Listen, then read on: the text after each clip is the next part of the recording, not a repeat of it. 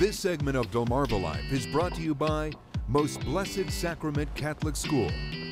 Well, sure, it's mid-May, but I'm pretty sure if you were to walk into any school, you'd get that feeling that the kids have, well, checked out and have fast-forwarded to summer break. The thing is, these last couple of weeks are crucial with end-of-year testing, papers, and projects.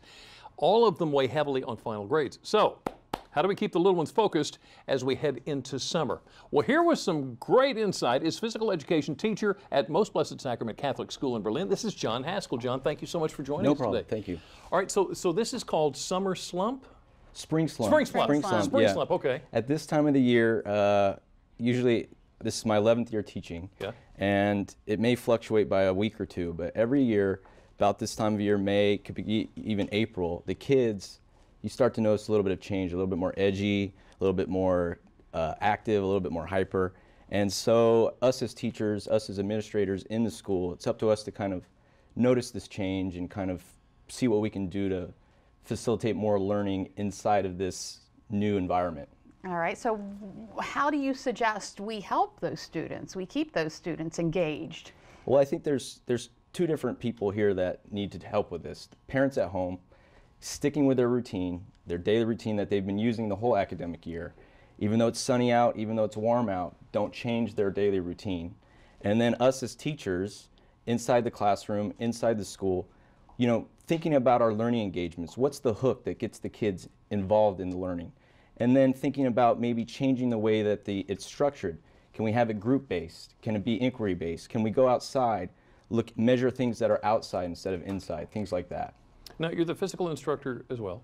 That's right.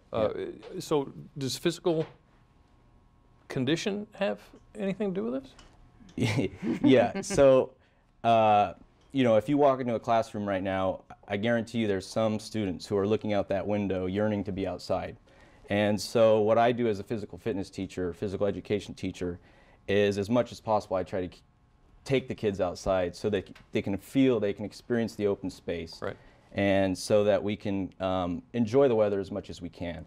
What I also try to do is focus more on and assess more social skills instead of physical skills. So in the winter inside the gym, I may assess on sports skills inside basketball or soccer. But then when we're outside, I may have it be a little bit more play-oriented to where the kids themselves can kind of pick the activity, but I'm assessing on a social skill of empathy or cooperation. And I call these units adventure challenge units. And so it's a little bit more kid focused, it's a little bit more play focused. See, I thought he was trying to wear them out. He's trying to teach them too. Yeah. How about that? I was going to say, this has to be, for a physical education teacher, this has to be a great time of the year because you can get them outside a little bit more. Yeah, I mean, I'm a big advocate of play. Yeah. I think kids nowadays,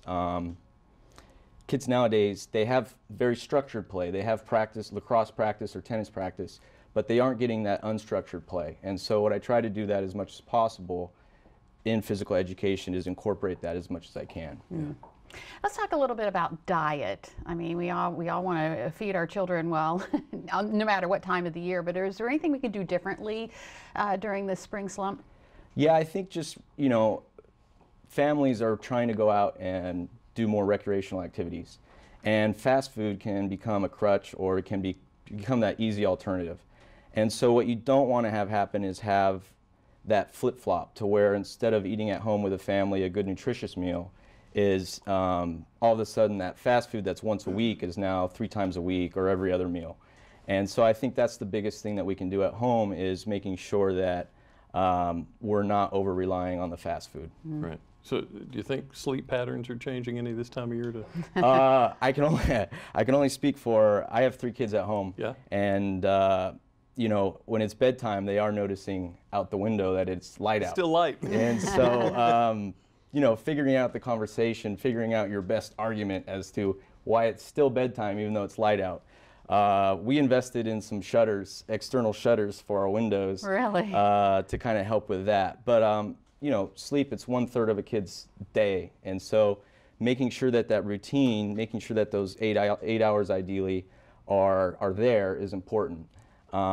So if the child is leaving the room because they aren't quite tired yet, is making sure that they go back to the bedroom, read a book, or do some sort of activity back in the bedroom that keeps them in that environment that's most conducive for sleeping. I think that's the important thing, is making sure that you as the parent are sticking to the routine as much as possible, even though they may be in their bedroom still reading a book or still up a little bit. Yeah, and it's hard too, because I remember when my kids were little, this is the time of year when the after school activities really pick up, the Little League baseball and all of that. But you're saying you really need to stick to that routine?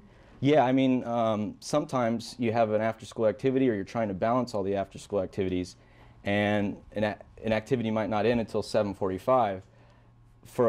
Within my own family, I try to make sure that the activity is ending at 6 or 6:30 so that we could still get home, have dinner, and then the sleep routine and the bedtime routine is still intact. Even though there might be softball and we have to balance that with soccer or whatever and keep all the practices lined up. Yeah. So when it comes, we're always talking about education for the kids and keeping a good open communication with teachers. What's going on there? Let me tell you what's going on here. This time of year, is it still that important to maintain that communication? Say, okay, well, here's what's going on. Here's where we went this weekend. This time of year is probably the most important time of year for communication between the parent and the teacher.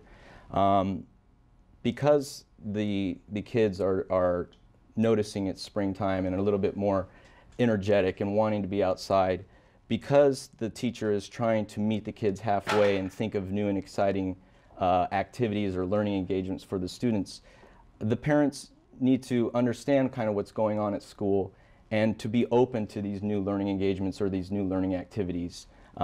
If it's the teacher asking the parents for the kids to bring a beach towel so the kids can read outside, if it's bringing or having a theme day at the school in order to kind of keep things new and fresh for the kids, a hair day or a sports day or things like that. This is all there to keep the kids engaged, to keep the kids wanting to be at school, and to keep the kids wanting to learn. Right. Yep. And so having the parents open to that, I think, is important. Make the end of the year. You can do it. You can do it. All right. John Haskell, John, thank you. Most Thank you very Blessed much. Sacrament Catholic School in Berlin. Thank you so Thank you. much.